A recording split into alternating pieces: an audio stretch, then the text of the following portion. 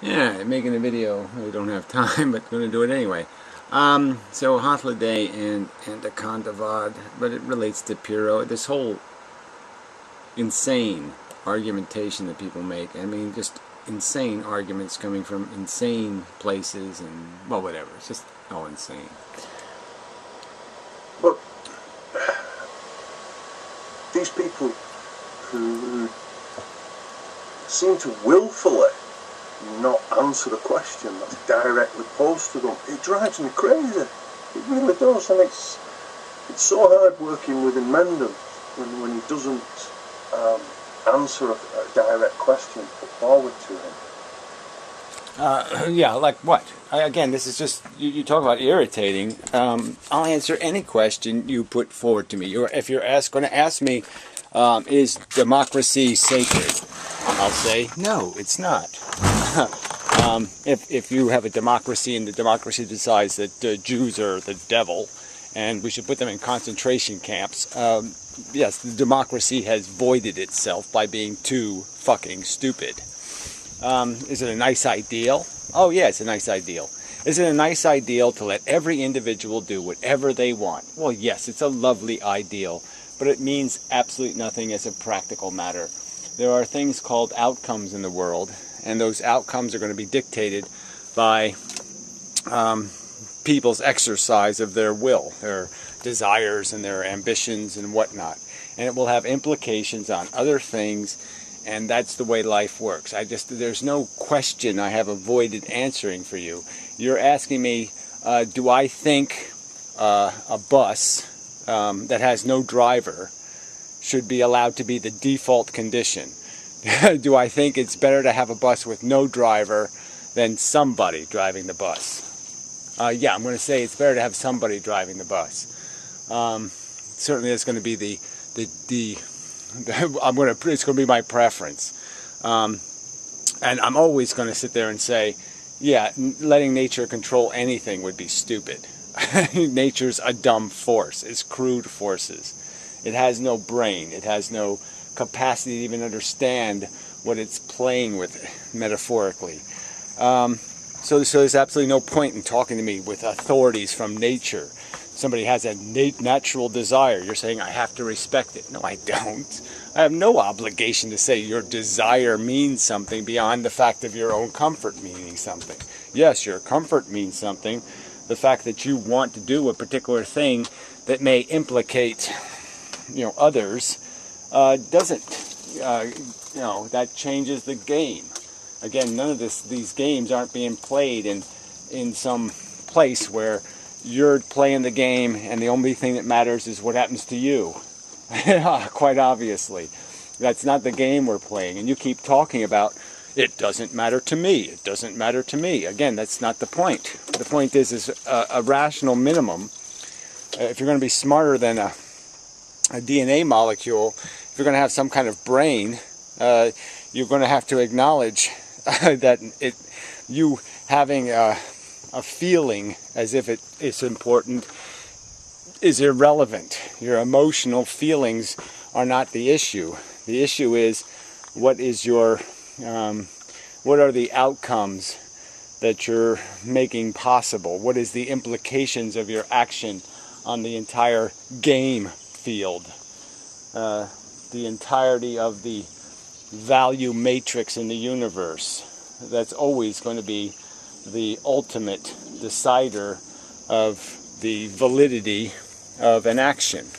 Is what is the end result outcome on the value constituent. And again, you're saying the only thing that has value is some sort of arbitrarily composed individual human ambition. And I've already stated quite clearly, as directly as possible, I've answered the question, do I think that has intrinsic value? No. Do I think that has intrinsic wisdom? No. It has nothing. It has no character intrinsically. It only has a character based on how consistent it is with reality. But again, I don't know what to say. You don't phrase direct questions. What's your direct question? Do I respect individual autonomy? No. I respect logic. I respect rational justifications. I respect a reasoned argument. I do not respect somebody merely saying, I want. That's not respectable. They have to do better than that. In any context. Again, even if it's the majority, just saying they want doesn't make them right. They still have to make a rational argument explaining how it's right, how their arbitrary distinction of declaring the beasties based on a genetic code, based on the configuration of a molecule, not the actual constituent capacities of organisms, are anything reasonable, any kind of reasonable standard for comparison and judgment. Yeah, you got to do better than that. A lot better than that. If I'm going to sit there and say, okay, that makes reasonable sense. Again, why should I, just as you are waiting for your feeling, why should I respect something that makes no logical sense?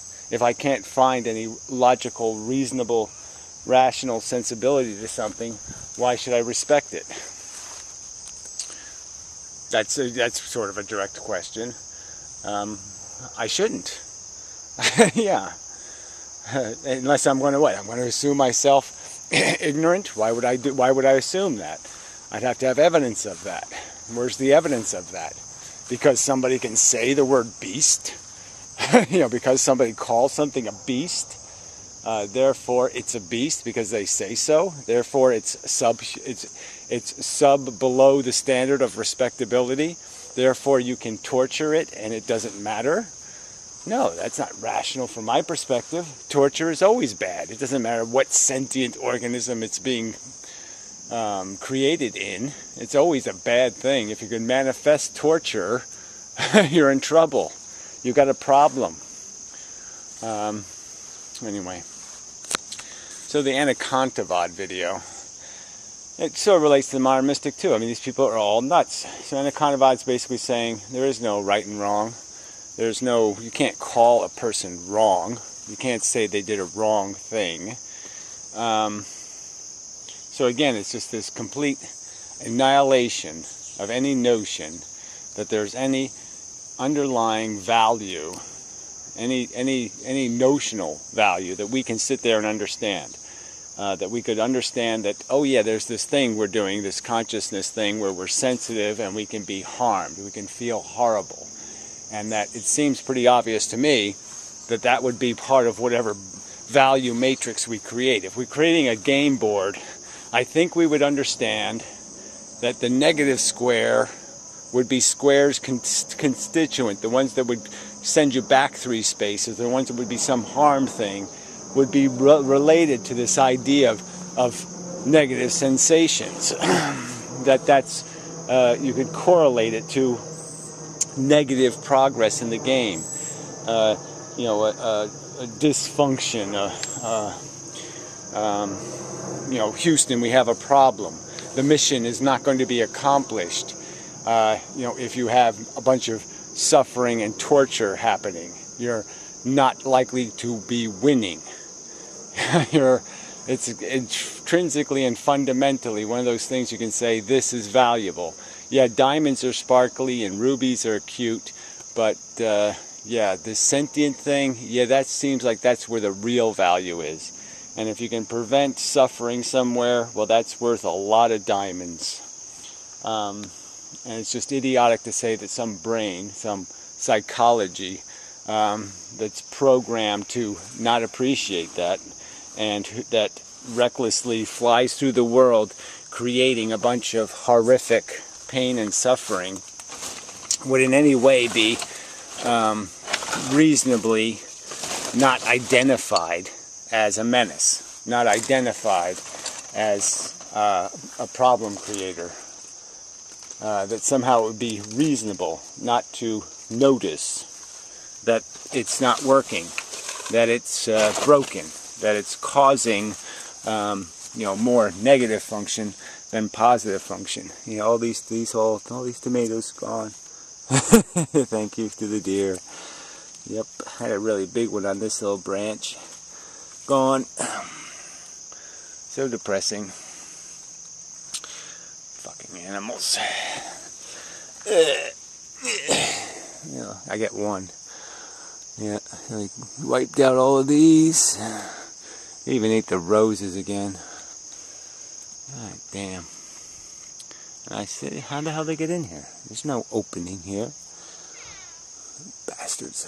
They couldn't have jumped, but anyway, it's so depressing. So back to, this mystic and Anaconda. The mystic is diminished consciousness now to, white blood cells are doing the same thing, something just as significant. Nothing to see here. Suffering, torture, who cares, whatever. Just mental activity, doesn't add up to anything, doesn't mean anything. And Anaconda's just saying it's all neutral to nature, it's all neutral to the universe. The universe certainly doesn't care, doesn't have a brain, can't figure it out. So let's pretend we don't have a brain and we can't figure it out. That's all he's basically saying. Let's just pretend we're not intelligent creatures that can do logical cognition and figure out there is better and worse outcomes. Let's just pretend we can't do that. And pretend that's being reasonable and rational. So anyway, I don't even want to get into Pyrrho and his parameciums, but it's just this is just so dismal to have a conversation with people that can talk this rubbish. And we do need some water at this end. Tomato. It really is slim pickings and such. Not what you'd call a bumper crop year. So what can I say? I mean, you talk, Hofstadter talks about frustration and irritation. What can be more irritating than to sit here on this planet and as a conscious organism and listen to people talk as if consciousness isn't the event in the universe. that somehow, moon's going around Saturn. Oh no, that's the real event. That's the real happening place. No, it's not consciousness. Consciousness is just silly neural activity. That doesn't mean anything. Neurons, brain, complexity. No, the real magic of the universe is, the rings of Saturn. Sorry, and these are supposed to be intelligent people, or what I'm supposed to call intelligent people? I'm sorry. That just doesn't, that's not a suitable word to associate with this level of idiocracy, insanity, crazy talk. It's just absolute nonsense. The deer's been eating these things the whole time, but I'm not too upset about that. But I do hate to lose my tomatoes.